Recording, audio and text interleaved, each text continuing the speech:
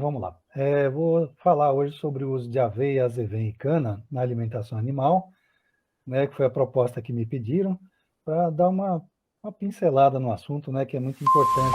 Como o André mostrou, a tentativa nossa é sempre ter alimento de boa qualidade a custo competitivo, com custo bom, né, para o produtor. Então, vamos lá. Primeiro, contextualizar. Né, o contexto que nós trabalhamos é esse aqui. Nós temos aqui uma pastagem, né, em pastejo rotacionado, com piquetes. Como vocês podem ver, tem partes que estão mais altas, mais baixas, né? Deixa eu tentar colocar uma caneta laser aqui, a gente joga alguma coisa. Então, aqui temos aqui dá para ver que esse piquete aqui e esse aqui foram pastejados recentemente, e esses aqui estão em altura maior. Isso aqui, na verdade, é como se fosse uma horta subdividida em piquetes, né? Em boa qualidade, mas a vaca pode entrar. Nessa horta ela é bem-vinda, né? Então, e a qualidade desse alimento é alta. A gente sempre tenta produzir alimento que ele seja consumido no momento correto, que o animal consuma o melhor alimento possível. Mas tem momentos em que esse alimento não está em quantidade suficiente, né? Quando chega certa época do ano, o clima, como agora, né, não permite que haja a quantidade correta de alimento para todos os animais que há no rebanho de uma propriedade. Aqui, para contextualizar ainda, numa fazenda leiteira, os custos são compostos aqui por vários itens, né? Alimentação, mão de obra, juros, depreciação, etc., reparos, mas dá para ver aqui que alimentação e mão de obra contratada, né, respondem por 70% do custo total. Isso aqui são números do técnico Júnior Rosseto, né, que trabalha junto com o pessoal do Balde Cheio, e ele me passou esses números. Então, 70% do custo é alimentação e mão de obra contratada. Então, qualquer coisa que a gente faça aqui, nessa parte, vai ter grande influência sobre o custo total dessa fazenda leiteira. Aqui é só para mostrar o que uma vaca come de alimento volumoso e concentrado, né? Então, temos aqui produção de leite do animal, né? As exigências diárias de alimentação dele, né? Também temos, nesse caso aqui, a necessidade dele de volumoso e de concentrado colocado aqui, né? Então, porcentagem de volumoso na dieta está por aqui. Geralmente, em pasto, o que a gente pensa é, por exemplo, uma vaca de 10 quilos de leite por dia, ela pode consumir 100% da dieta dela na forma de volumoso de boa qualidade.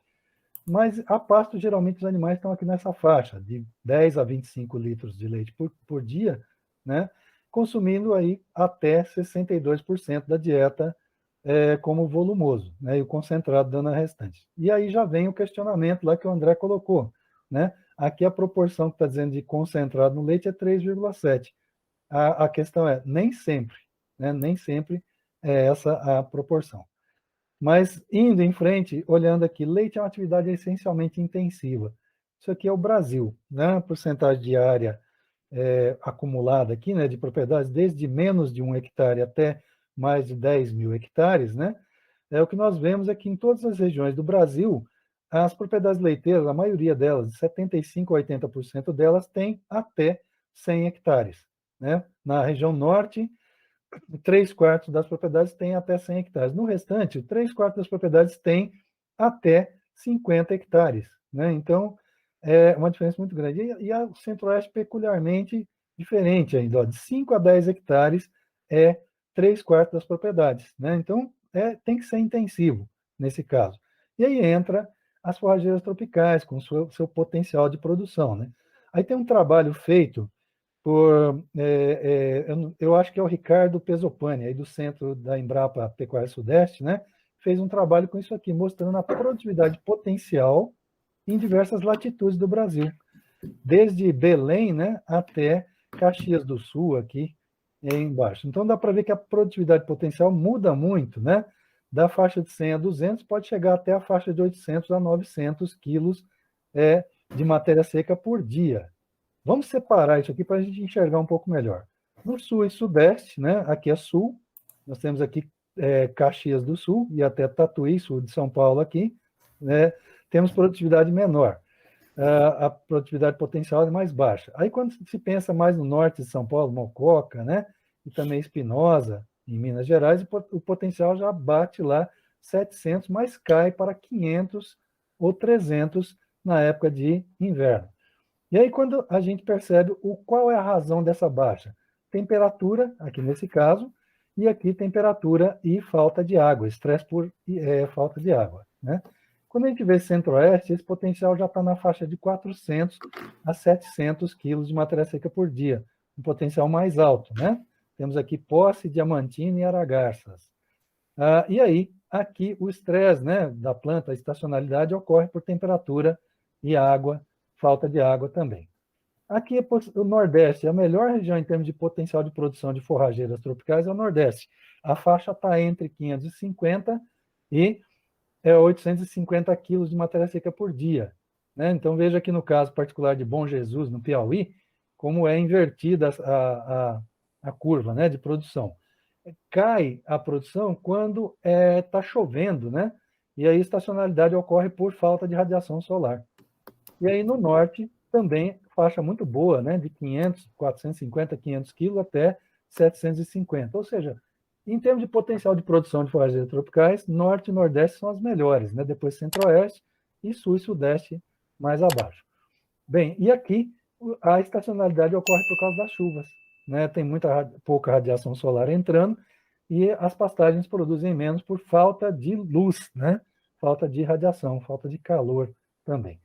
Bem, aqui é só para mostrar um pouquinho o que é essa estacionalidade, né? Estamos falando de pastagens irrigadas e tudo mais, como alimento de boa qualidade, de aveia e azevém, que em muitas regiões precisam de irrigação para produzir, né? A irrigação viabiliza técnicas que minimizam ou anulam a estacionalidade das forrageiras tropicais, né? Que é o caso aí, por exemplo, aqui em São Carlos, nós temos um período aqui do ano em que a temperatura baixa de 15 graus Celsius e as forrageiras tropicais praticamente param a produção, né? Dá 140 dias por ano, isso aí. Se eu entrar com um outro tipo de forrageira que não seja tropical nesse período, eu teria um ganho de produtividade das pastagens, né? Jataí é mais quente um pouco que São Carlos, uma latitude um pouquinho mais para cima, né? Já tem 100 dias. E quando a gente vê a Araguaína, no Tocantins, não há estacionalidade por temperatura, mas há uma pequena queda aqui e, consequentemente, deve haver alguma perda de produtividade das pastagens também. Mas vejam a pluviosidade, as barras azuis são chuva. O que dá para ver é que lá em Araguaína a pluviosidade tende a zero nos meses de junho a agosto, aqui em setembro muito baixo também, maio, outubro e novembro não supre a necessidade, a evapotranspiração está mais alta que o que entra de chuva. Portanto, nós temos estacionalidade por falta de água, nesse caso aqui, exclusivamente por falta d'água. E aí, inovações surgiram quando a gente trabalha com irrigação de pastagem, né? Dentro de áreas pequenas, aspersão fixa, setorizada, automatizada, né, com aspersões a 1,5 m de altura, vamos explicar daqui a pouco por quê. Pivôs centrais multitarefas, com piquetes quadrados, né? E gotejamento subterrâneo, e também a fertilização, fertirrigação, né? Dividindo, melhorando o parcelamento do momento de aplicação. E a sobressemeadura dentro disso tudo, né? Só passando uma pincelada, a aspersão setorizada usa um conceito de gotejamento, né, que divide a pastagem em setores para irrigar, com cavaletes muito rústicos aqui, mas similares ao conceito do gotejamento, né? E em outros casos automatizado com o mesmo nível, grau de sofisticação de um projeto de gotejamento. E aí funciona assim, eu tenho uma pastagem aqui, né? Essa imagem foi cedida por um técnico amigo meu, Fábio Canhim, né, da Cooper Ideal, mostrando aqui um projeto que tem um setor subdividido em duas partes, né? Abre-se uma válvula aqui e outra aqui, irriga-se essa parte no primeiro dia, no segundo dia a segunda parte, no terceiro dia a terceira parte, e no quarto dia terminou-se de irrigar toda a área e começa de novo a irrigar da mesma maneira, né? Então, subdividido, setorizado, com válvulas e tudo mais, então facilitou bastante. Aspersores a 1,5 m são para que as vacas não quebrem os aspersores, né? Então, é outra tecnologia muito interessante de se usar. Pivôs com piquetes mais aquadradados e multitarefas são porque as vacas andam menos e consomem mais alimento, consequentemente, se pisoteia menos, acaba tendo um consumo melhor, e a eficiência de colheita melhora bastante. Aí nós temos pivô com sombrite, para a vaca ter sombra, né? Descanso. Pivô com coxo móvel, vai junto com o pivô, né? E cercas móveis, cercas elétricas móveis. Aqui é um sistema, se não me engano, nos Estados Unidos, tem 600 vacas, 15 mil litros de leite por dia, né? E a cerca anda com o pivô, e as vacas vão acompanhando. Tem conforto, né? Porque o pivô está irrigando, a vaca acaba sendo molhada um pouquinho aqui, e elas comem sem pisotear o alimento também. E o gotejamento subterrâneo, que vem aí como uma novidade mais recente, né? Aqui são algumas fotos cedidas e outras copiadas, né? Aqui é um amigo, Guilherme Ferreira, da Rivolis, né? Essa foto é da Nandan, essa aqui é da Netafim. Tentamos pegar um pouquinho das empresas que trabalham com esse sistema aí, e tem várias outras fazendo projetos também, né? Então aqui, mesma coisa, setores, né? Com cavaletes e tudo, e gotejo subterrâneo tem entrado em pastagens, e parece que pode ser uma tecnologia que se prove, apesar dos custos de implantação serem mais altos, né? E aí entra fertirrigação, que é para usar dejetos ou fertirrigação com adubos químicos mais orgânicos, né? Que aumenta a eficiência do uso de nutrientes. E a sobressemeadura que entra no meio de tudo isso, né? Aqui no caso nós temos aveia e azevém em Tifton, né? E temos pastagem no outono e inverno em grande quantidade muito maior do que teria se fosse só o Tifton, né? E aumenta a lotação animal. A irrigação prolonga o período de pastejo para pelo menos 300 dias por ano, para não dizer 365, né, em muitas regiões. E temos uma qualidade muito grande de alimento, que o André já falou, né? Tem 18, 19, 20% de proteína bruta, e aí é complementar com energia, né, com carboidratos, para que o alimento fique balanceado, né, a dieta da vaca fique balanceada. Então aqui temos, nesse caso, a aveia branca, né, que vem vindo num crescente aí de uso. Antes a preta, pela facilidade de uso de encontrar as sementes, mas a aveia branca tem entrado agora com uma qualidade muito boa e uma quantidade de produção de massa maior do que a aveia preta em muitos casos. E aí nós temos lotações animais da seguinte forma. Peguei alguns exemplos práticos aqui. Uma propriedade que a gente pegou de exemplo prático tem lá 9 vacas por hectare, mas os animais comem silagem e pastagem sobressemeada junto, né? Então, a silagem entra com 15 quilos de massa fresca por vaca por dia, né, que dá 5,25 quilos de matéria seca. Essa vaca de 20 litros deve comer cerca de 15, 14 quilos de matéria seca por dia. Então, tira os 5,25 da silagem e sobra para a pastagem 8,75 quilos, né? Se eu dividir isso aqui por cerca de 20% de matéria seca, dá 43, quase 44 quilos de pastagem de aveia, azevém, né? E forrageira tropical por vaca por dia. Isso dá aí cerca de 11, quase 12 toneladas de matéria fresca por mês de produção em áreas irrigadas de pastagem. E aqui tem um outro caso em que o produtor optou por colocar apenas pastagem, ele não está dando silagem para o gado dele, né?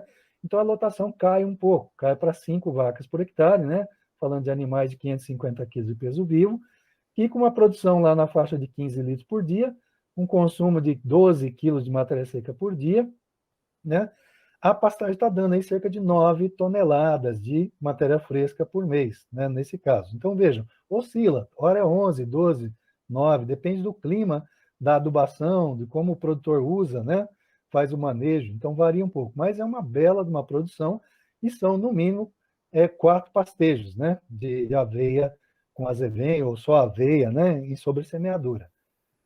E aí entra uma outra alternativa, que é a cana-de-açúcar, né? A cana pode ser irrigada por pivô central, pode ser por gotejo subterrâneo também, né? E dá uma bela produtividade. Dá para ver aqui que em épocas de seca extrema, a cana de sequeiro fica bem para trás da cana irrigada, né? Na região centro-oeste isso é muito típico, tem um inverno bem seco e quente, então a cana irrigada vai na frente e chega a produzir uma grande quantidade, né, de massa. E aí fica um alimento reservado para uso. E aí, só para pensar um pouquinho, o mapeamento de cana irrigada da Agência Nacional de Águas diz para nós que temos aí 3,66 milhões de hectares de cana no Brasil. 749 mil são irrigados, ou seja, 21%. Né? Desses aí, irrigação de salvação é 76%, quer dizer, nós temos 180 mil hectares de cana com irrigação plena. Né? Pastagens irrigadas, por uma estimativa de colegas de empresa, aí não há uma estatística oficial, né? Já tem cerca de 200 mil hectares de pastagens irrigadas, mas o potencial disso é muito grande. Né? Se irrigássemos 20 milhões de hectares, poderíamos colocar o rebanho brasileiro inteiro de 200, 210 milhões de cabeça nessas pastagens, restando 150 milhões de hectares liberados para outros cultivos, ou para aumentar a produção animal também. Né? Aqui é para mostrar o que um canavial é capaz de fazer por nós. Né? Canaviais irrigados de altíssima produtividade de usinas. Cana de ano e meio, 409 toneladas por hectare. E cana de 11º corte, com 132 toneladas, né? Aqui, ó, 136 no 10º corte e 132 toneladas por hectare no 11º corte. Ora, se as usinas conseguem fazer isso, os produtores de leite e de carne também conseguem fazer. Então, dá para usar isso aqui como base para calcular o que a cana teria potencial de fazer pelos produtores. Né? Aí nós temos aqui os canaviais, só para mostrar um gráfico, né? Esse gráfico foi copiado do material da Nandan Jen, e aí está aqui os canaviais produzindo, né? Esse aqui é o de ano e meio, depois, ano a ano, a produção da cana oscilou de 240, 250 até 132. E a cana de sequeiro parou no 6º corte aqui, que oscilou de 109 para 60. Então vejam o ganho de produção que nós temos. Né? Primeiro, longevidade com cana irrigada, produtividade média aí de 11 cortes, 185 toneladas por hectare, alimento energético com boa qualidade de carboidratos, né, para a vaca comer, ou para o boi, baixo teor proteico, e aí tem que ser complementado com aditivos, né? No caso, nitrogênio e enxofre provenientes de alguns produtos, né? E aí a proporção geralmente é 1 quilo de aditivo para 100 quilos de cana, tem um período de adaptação disso, mas está aí, né? É comum usar ureia com sulfato de amônio na proporção 9:1, e ureia com gesso agrícola, sulfato de cálcio, também na proporção 8:2. Né? Só para ter uma ideia, teve um experimento feito com gado de corte, não publicado na Embrapa, foi comunicado por um amigo, né? Cana pura fornecida ao gado de corte causou perda de 150 gramas por dia dos animais, ou seja, não perdeu mais, né? Mas chegou a perder 150 gramas. Cana com ureia, houve ganho de 150 gramas por dia de peso.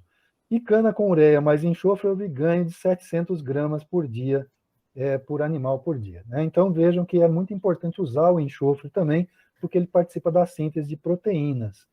Né? Num rebanho leiteiro, é comum vacas de 15 a 25 litros de leite por dia usar cana, mas é possível usar até com mais. Né? Comum em sistema a pasto, o pessoal usar cana como complemento de alimento. E aqui, voltamos àquela dado, né, do gráfico, né, de cana, a produtividade de cana aqui, média da cana irrigada de alta produtividade, 185, média da sequeiro, 80 em 6 cortes, e aqui 185 em 11 cortes. Então, imagine o ganho que se tem em termos de renovação de canavial.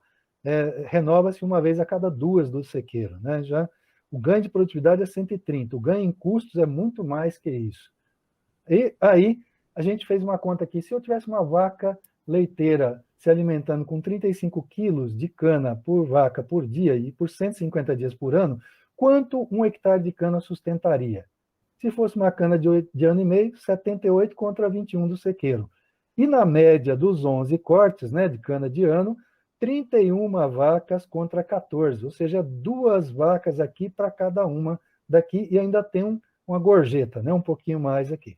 Quer dizer, tem um ganho aí de 130% em animais. Quer dizer, preciso plantar menos cana para sustentar mais animais se a cana for irrigada e adubada para alta produtividade, né? Manejada certinho. Né? Temos muitos desafios nessa área. Né? Do ensino, nós temos aí, feito cursos, né, sobre projetos de manejo de irrigação para o pessoal aprender a irrigar bem pastagem, cana e etc. E tal. Tem muitas pessoas tentando pregar aí, nem que seja no deserto, né, para que o pessoal use irrigação em pastagens, e parece que está dando certo. E também em cana-de-açúcar, né, nas propriedades. E tem funcionado. Né? O que falta? Falta integração de áreas, né, da parte de engenharia de cana, de irrigação, tudo com sistemas de produção. Entender onde que a parte da irrigação e outras coisas se inserem dentro do sistema de produção intensiva. Né? Direcionar cursos para pastagens mais cana, mais cursos online, né, para que as pessoas não precisem se deslocar grandes distâncias para fazer curso. Técnica simplificada de manejo da irrigação. Nós temos técnicas muito boas, mas às vezes são muito complicadas. Bombas e instalações, o pessoal aprender a lidar com isso, né, fazer manutenções corretas, instalações elétricas e tudo mais. Na área de pesquisa, temos artigos publicados aí, né? Na área de irrigação de pastagem, eu tenho feito algumas coisas, fisiologia de forrageira, água com produção de matéria seca, qualidade, viabilidade técnica e econômica, reuso agrícola de efluentes, né? E tudo mais. Porém, falta coisa ainda. Irrigação com cultivo consorciado, sobressemeadura, adubação, fertirrigação, cacê dessas plantas para poder fazer um manejo melhor, irrigação com déficit, irrigação de precisão, reuso e automação. Né? E aí que, finalmente, né, difusão e transferência de tecnologia. O que temos visto? Temos visto na difusão muitas palestras, né, cursos de curta duração, material que vai rápido, né, para o pessoal aprender, dar uma pincelada e entender o que é e tomar um gostinho. Transferência de tecnologia, por outro lado, é individual, personalizada, tem que ser longo prazo, e um exemplo disso é o projeto Balde Cheio. Né? E o que falta, que a gente sente? Aumentar essa transferência de tecnologia, ter mais cursos, né, sobre essa parte de irrigação de pastagens para cana, melhorar as técnicas, né, também, e divulgar melhor técnicas simples de manejo da irrigação, de forma que os produtores possam acertar. Entender um pouco mais sobre montagem de sistemas. Nós temos visto muito frequentemente problemas com montagem de sistemas.